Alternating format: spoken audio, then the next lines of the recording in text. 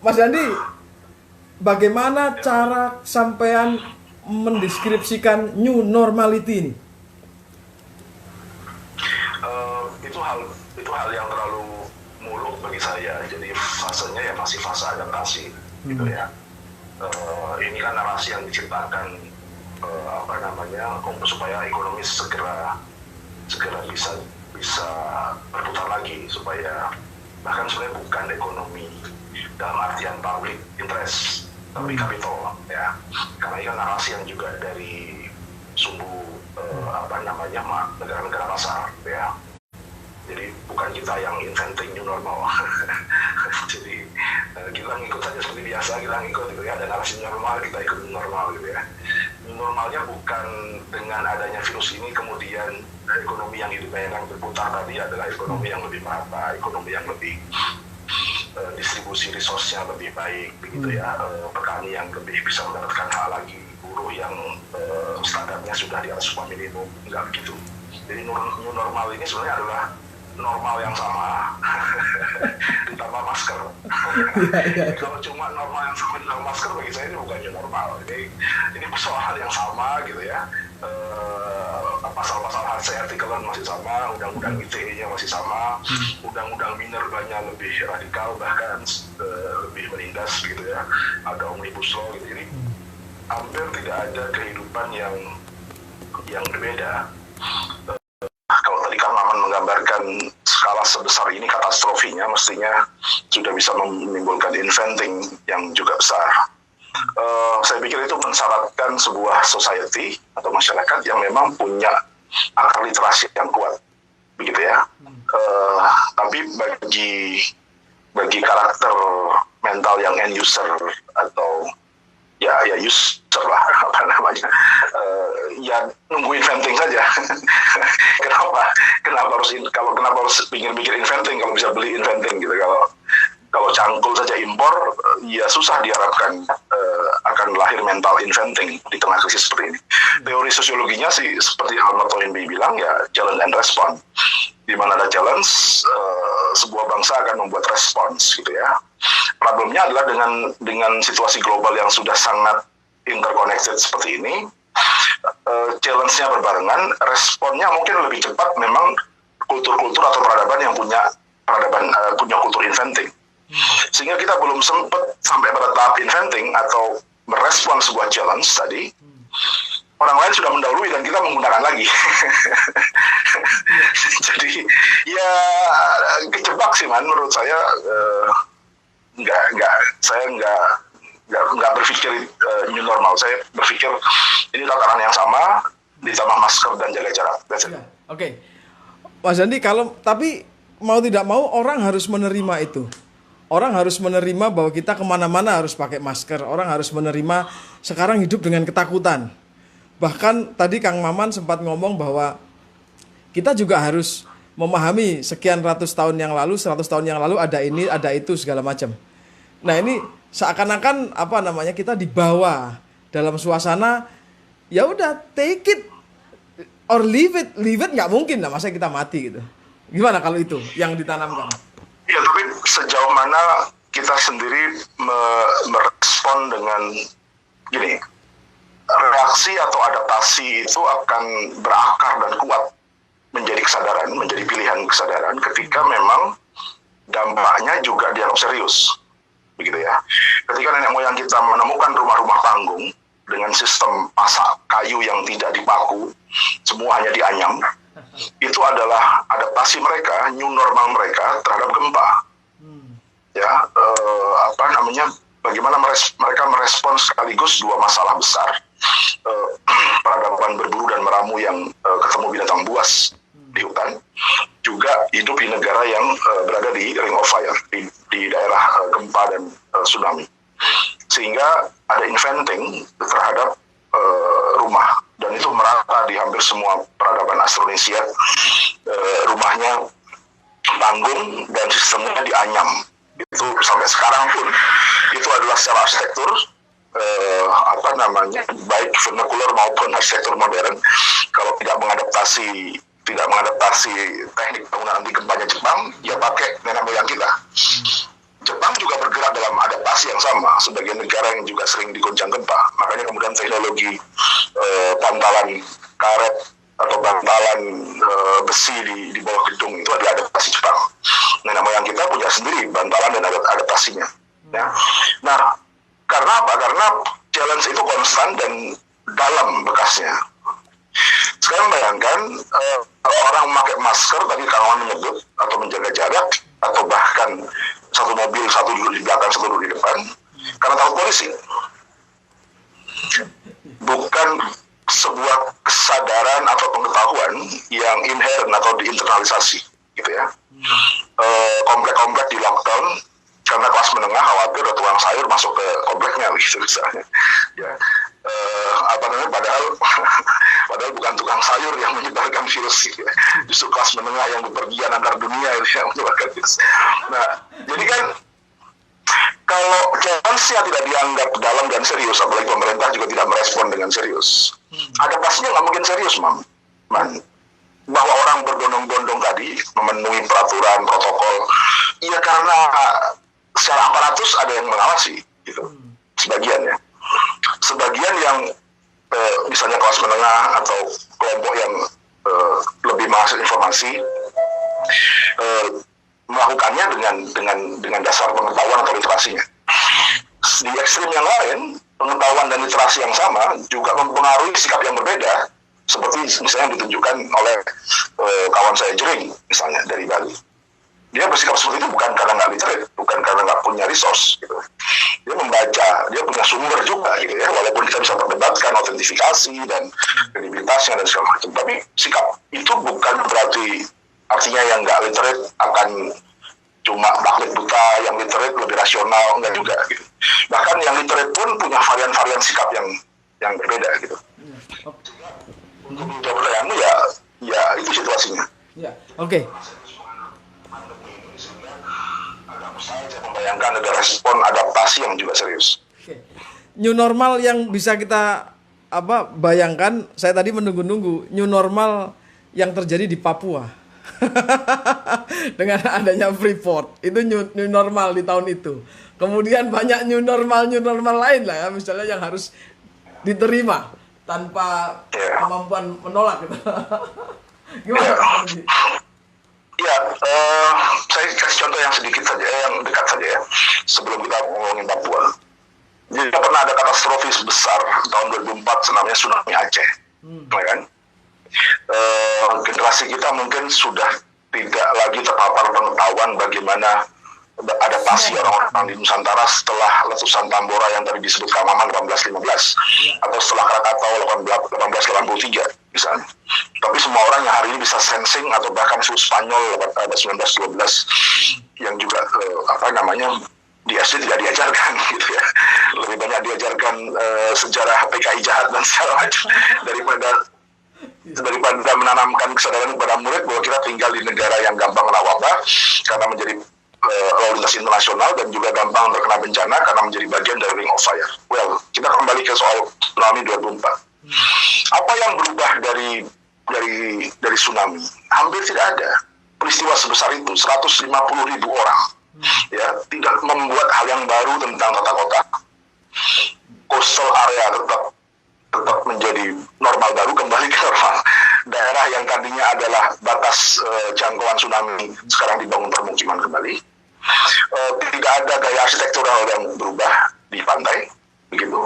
Tata ruang juga tidak berubah. Ada formalitas jalur evakuasi, misalnya. Tetapi di banyak daerah juga sudah dibangun, tapi juga di banyak daerah juga dibangun penuh dengan formalitas. Misalnya, saya melihat di Mentawai, bisa bayangkan kemiringannya 45 derajat, satu bukit dipaksain langsung sebagai tempat evakuasi dengan nanjak, gitu. Orang Manula nggak akan bisa sanggup mengakses meeting point itu, gitu. Evacuation road itu tidak akan bisa orang Manula. Jadi sekedar dibikin, gitu. Karena tidak menganggap serius, tidak punya impact psikologis yang dalam sebuah bencana sebesar tsunami 2004 terhadap banyak hal, gitu ya. Tanggap bencananya, sistem informasi peringatan dininya, bahkan lulus begitu ada tsunami, televisi harus berhenti siaran dan mengirimkan sinyal darurat. Hari ini nggak terjadi. cuma dilakukan di awal-awal aja, new normal, TV ada siaran darurat new normal. Tapi setelah itu kembali normal lagi. Normal TV. Bodo amat, mau ada gempa berpotensi tsunami, televisi nggak boleh diganggu siarannya karena ini iklan urusannya. Apalagi kalau misalnya ada acara partai di situ gitu. Jadi nggak ada yang belajar, man. Jadi saya senang iman optimis misalnya gitu ya. Tapi kalau kita ulang lagi, kita pelajarin satu-satu detail-detailnya, ya tadi Anda bisa bayangkan seperti tsunami sebesar itu. Bahkan kita punya cerita banyak paleo tsunami, jejak-jejak paleo tsunami, bahkan paleo tsunami di pesisir selatan Jawa misalnya. Hari ini lokasi paleo tsunami yang ditemukan itu sudah dibangun lagi Bandara Kulon Progo misalnya. Jadi ya mungkin argumennya begini, kalau kita semua menghitung risiko, kita nggak pernah bisa membangun. Betul, saya mungkin setuju itu. Manusia bisa bertahan, Homo sapiens bisa bertahan karena dia mengkalkulasi resiko dan membuat inovasi menghadapi resiko itu. Betul. Tapi Anda bisa bayangkan kalau itu yang ngomong orang Jepang, kita mungkin oke. Dia memang punya kultur untuk serius dengan sesuatu, melakukan konsep mitigasi. Tapi di Indonesia saya khawatir itu cuma jadi jargon, ya. Karena memang secara kita lihat sistematis, terstruktur, tidak dilakukan.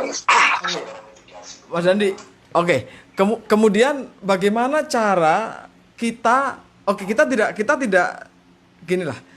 Kita tidak sepenuhnya bisa teredukasi dengan baik tentang apa yang seharusnya berubah dari apa yang kita sebut sebagai new normal apapun istilahnya. Dan pemerintah tidak melakukan perubahan apapun melalui kebijakan dan seterusnya. Bisa kita kritisi, Mas Dandi tadi mengkritisi. Lalu bagaimana publik seharusnya bersikap secara mandiri? Kan tidak bisa itu kesadaran ini dimiliki oleh Mas Dandi aja misalnya. Bagaimana publik kemudian bisa bersikap secara mandiri dan merubah diri secara komunal minimal semacam itu, Mas? Iya, beberapa adaptasi sudah dilakukan ya, sekaligus untuk menguji secara sosial dalam banyak hal. Misalnya apakah value gotong royong masih kita miliki misalnya, dan selama pandemi ini banyak ditunjukkan bahwa energi gotong royong itu masih ada gitu ya. Artinya kalau negara ini mengklaim Pancasila beneran masih ada akarnya kira-kira gitu. Ya kan, masalahnya apakah value itu diimpus kepada masyarakat atau dia sebenarnya adalah value yang organik gitu. Jadi dalam hal beberapa value yang organik itu ada gitu ya. Walaupun kita juga mendengar bagaimana cerita dramatis lain, perawat dianggap pahlawan di beberapa tempat di kita, perawat bahkan nggak boleh kos di kampung tertentu. Pasien yang meninggal bahkan tidak boleh dimakamkan di kampung itu gitu. Walaupun value yang lain juga melawan dengan keras. Di Jogja ada kampung yang setiap pagi para perawatnya pergi bekerja ke rumah sakit, warga di pinggir jalan memberikan tepuk tangan dan ketika pulang juga menyambut gitu. Jadi artinya yin and yang tadi secara organik memang ada di masyarakat kita gitu. Dan adaptasi di level individu, bagaimana bekerja tadi di Kamaman dengan sistem digital, atau adaptasi di level organisasi, bagaimana perusahaan sekarang ternyata meeting saja cukup pakai virtual, nggak harus ke kantor, bisa hemat energi, menghabiskan BBM, misalnya menghemat listrik kantor gitu kan. THR-nya virtual ada ya. Ya, jadi itu sih adaptasi yang akan secara sosiologis dilakukan oleh orang dalam situasi seperti ini.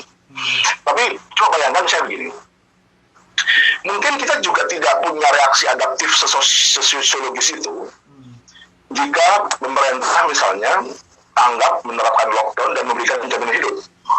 Nggak perlu lagi kita antar makanan untuk Gojek, karena sistem logistik sudah diatur oleh negara misalnya. Jadi saya juga kurang sependapat kalau dikatakan bahwa masyarakat di barat katanya individualistis gitu, nggak menolong tetangga apa segala macam. Ya karena sistem sosialnya sudah mapan. Kalau kamu sakit, kamu cukup pencet 911, nggak usah teriak-teriak minta tolong mobil tetangga keluar di garasinya. Dan dalam hitungan menit, mobil entah itu ambulans, pemadam atau polisi akan datang sebagai respon terhadap panggilan membayar pajak. Mungkin sistem yang tertib ini akhirnya tidak membutuhkan kehadiran tetangga. Tapi peradaban seperti ini juga merespon hal lain dalam misalnya kesadaran community di antara para tetangga. Jadi tidak benar kalau saya beberapa kali tinggal dan live in di rumah-rumah orang-orang di Eropa atau di Amerika, mereka berusaha revival dengan semua sudah dilayani negara untuk apa saya punya tetangga. Nah, mereka berusaha menguatkan lagi ikatan itu dengan kalau ada acara homecoming atau ada tetangga baru, mereka datang ngasih makanan. Mungkin nggak substansial, nggak sampai seperti kita misalnya harus ngeluarin mobil untuk bantu tetangga yang sakit karena memang negara tidak menyediakan ambulans. Atau kalau kamu telepon rumah sakit minta emergency karena macet baru datang 3 jam kemudian setelah mati. Jadi, gotong royong, solidaritas itu muncul karena tadi, apakah ini value yang intrinsik di kita? Yes, itu juga. Tapi juga absen yang besar dari sebuah sistem yang masyarakat urban mestinya ya. Jadi kalau kamu menumpuk 10 juta orang di satu kawasan yang lebarnya seperti Singapura ini, yaitu Jakarta ini, maka konsekuensinya adalah menyediakan air, menyediakan semua fasilitas kesehatan, menyediakan hidran, kalau ada kebakaran di kampung-kampung padat bisa cepat direspon. Sehingga pertanyaan kita diuji nih, lebih senang tetangga membantu bawa ember atau pemadam kebakaran yang tepat datang waktu. Jadi solidaritasmu diuji di sini, Bang. Kamu sebagai orang yang kebakaran rumahnya lebih senang orang sekampung rame-rame bawa ember atau pemadam kebakaran yang datang tepat waktu dengan efektif langsung mematikan sumber api. Nah, ini ujian yang konstan bagi kita yang ingin menjaga keseimbangan antara value-value sosial yang memang hidup dalam situasi pandemi seperti ini sebagai respon, dan kemudian orang bersolidaritas dengan tanggung jawab negara di mana kita sudah menyerahkan semua urusan. Bisa bayangkan sejak lahir kita berurusan dengan negara yang namanya akte kelahiran. Sampai mati pun kita dikubur, kalau nggak bayar kepada negara, makamu bisa ditiban. Itu artinya nggak berlebihan kalau hari ini semua orang memang ketergantungan pada negara, gitu. Memang ketergantungan, upahmu saja ditentukan pakai upah minimum, dan itu negara, tidak semata-mata kesepakatanmu dengan pemberi kerja. Artinya ketika ada sesuatu, memang kita sudah sejak kita memilih negara, kita sudah banyak menyerahkan kemampuan survival kita kepada negara. Gajimu dipotong untuk membayar pajak. Kamu bisa beli mobil, bisa beli motor, tapi tetap harus bayar pajak. Ya kan? Jalan macet, kamu harus masuk ke jalan tol dan tetap membayar. Jadi semua aspek kehidupan sudah hampir tidak ada yang terlepas dari negara. Sehingga kemudian konyol banget kalau kemudian ada yang mengatakan dikit-dikit minta negara, dikit-dikit minta negara. Ya semua hidupmu sih digadai sama negara. Iya. Gila, itu aturan di KUHP, pasal-pasalnya lebih detail dari kitab suci. Gimana kita nggak sudah terlalu tergantung dengan negara. Air, kita mau mengambil air tanah, tapi secara formal Anda nggak boleh ngambil air tanah, harus ambil dari air PDAM. Karena kalau Anda ambil air tanah, kuat-kuatan mesin yang kaya dan lebih kuat menyedot air tanah. Itu idenya benar. Tapi kemudian ketika PDAM tarifnya dipermainkan, kan kita melanggar hukum menyedot air tanah, kan begitu kan? Jadi negara sudah terlalu sentral mengatur segala aspek. Sehingga kemudian tadi kita harus menguji benarkah kita senang bersolidaritas atau senang diurus negara. Bob. Ini kan aku sudah merasa ini kalau kita ngundang Mas Dandi arahnya mesti jadinya kita nggak berlebaran. Kita akan dihadapkan pada new normal lain yang harusnya kita pikir ulang ini konsep ini dan itu. Mas Dandi oke lah ya, aku jadi berpikir bagaimana. Ini kayak menyambung tadi, Man. Iya, lanjut. Ini ya. Work from home itu menjadi satu protokol kan ya. Iya. Tapi tadi faktanya orang yang bekerja di sektor formal itu minoritas. 70-80% kalau baca statistiknya sejak tahun 85 itu mayoritas adalah sektor informal yang tidak berkantor. Itulah karakter ekonomi Indonesia. Jadi work from home itu ya menjadi sesuatu yang asing gitu. Yang kedua, misalnya katakanlah bagaimana work from home diterjemahkan oleh sebuah keluarga di Kecamatan Tambora, misalnya di Jakarta Pusat, yang pernah kami filmkan di film yang ke-7, yang satu rumah dihuni 4-7 orang, ruangan 2x3x3x4, ya kan? Atau rumah-rumah petak buruh yang gantian, karena sempit, ada yang shift malam, shift siang, patungan, bikin kontrakan. Kalau yang masuk malam berarti yang siang tidur, sebaliknya. Begitu semuanya work from home, yang tadinya satu petak bisa aman di satu orang, jadi 2 orang jadi malah nggak aman, nggak ada social distancing, nggak ada physical distancing di situ. Jadi semua yang dianggap respon terhadap COVID ini, baik work from home, menjaga jarak, memakai masker, bahkan herd immunity, misalnya, ya sama sekali dalam konteks tertentu secara mayoritas nggak masuk konsepnya. Jadi Anda bisa bayangkan misalnya orang dipaksa pada akhirnya kita harus adaptasi dengan virus misalnya. Kalau kita akan berlomba dengan virus, survival of the fittest misalnya, maka apakah kondisi strukturalnya memungkinkan? Misalnya, apakah jumlah orang yang kurang gizi karena stunting itu cukup kuat imun tubuhnya ketika menghadapi virus? Dan soal kurang gizi adalah persoalan struktural, soal COVID. Apakah jumlah rumah sakit kita yang untuk 1.000 penduduk hanya ada 1 tempat tidur bisa cukup diandalkan ketika kita akan kuat-kuatan sama virus? Yang disebut new normal tadi kan sebenarnya adalah herd immunity.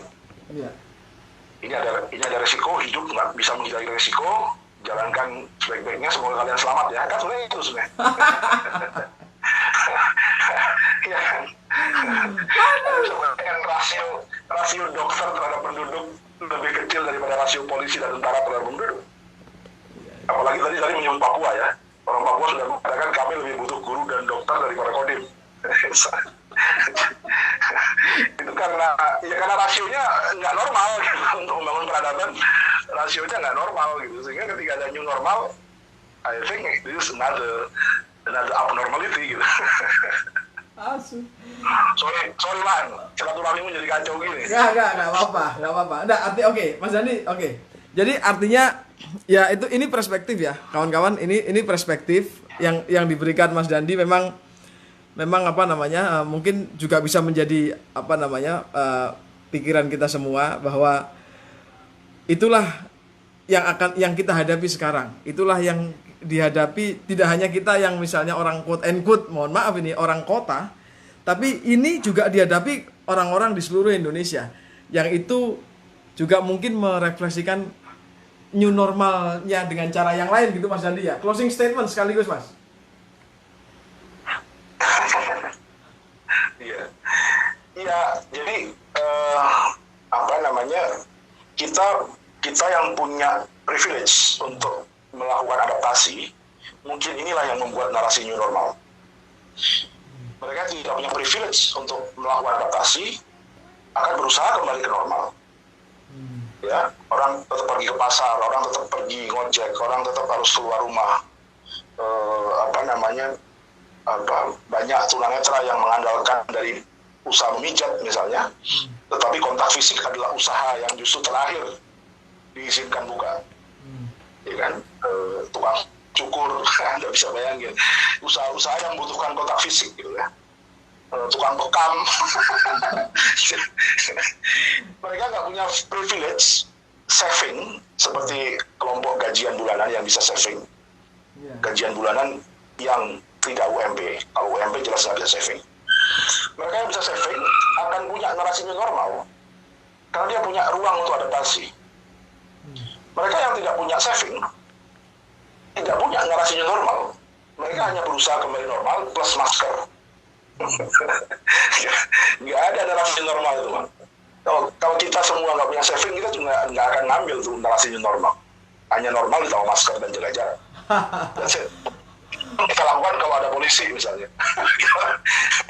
Ya Anda bisa bayangkan absurdnya, nggak boleh berboncengan suami istri yang setiap hari tidur bareng seranjang tapi nggak boleh berboncengan di ruang publik.